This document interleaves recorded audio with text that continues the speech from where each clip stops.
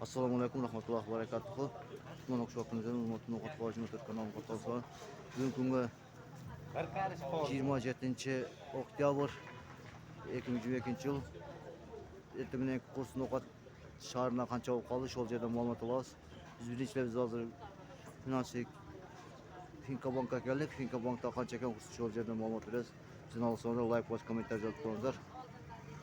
Biz birinchilar Finka Bank'a geldik. Finka Bank'ta 83 so'm dollar, 83 so'm 20 tiyin euro, 1 so'm 32,5 tiyin rubl ekan. Hurmatli tuğanlar. Düşüyor. Birinci günden beri rubl 1.nokta turadi. 1 so'm 32,5 tiyindan. Ekka Bank'a geldik. Ekka Bank'ta 82 so'm dollar, 82 so'm 20 tiyin euro, 1 so'm 25 tiyin rubl ekan. Bu yerda de rubl şol boydan ekan. Hurmatli tuğanlar.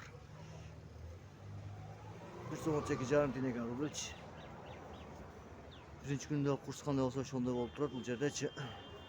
Hurmatli tuğanlar, Boqay Bank'a keldik. Boqay Bank'ta 83 so'm dollar, 83 so'm 20 tiyin euro, 1 so'm 32,5 tiyin rubl ekan. Hurmatli tuğanlar. Eko İslam Bank bilan Boqay Bank'ta dollar, euro bir değil ekan.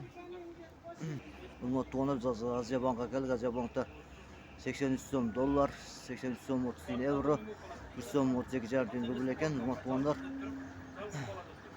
Bardıq yerdə rubl bir değil ekan. Hurmatli tuğanlar. Hurmatli tuğanlar. Ertəmənki noqat şarına kurs